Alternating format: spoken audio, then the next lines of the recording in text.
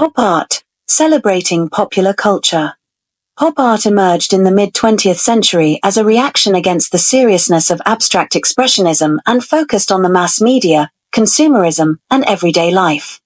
It sought to elevate ordinary objects, like advertisements, comic strips, and celebrities, into high art.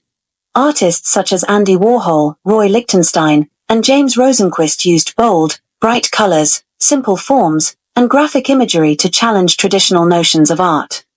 Andy Warhol's iconic Campbell's soup cans and Marilyn diptych became symbols of pop art, emphasizing the mass production and consumer culture of the 1950s and 60s.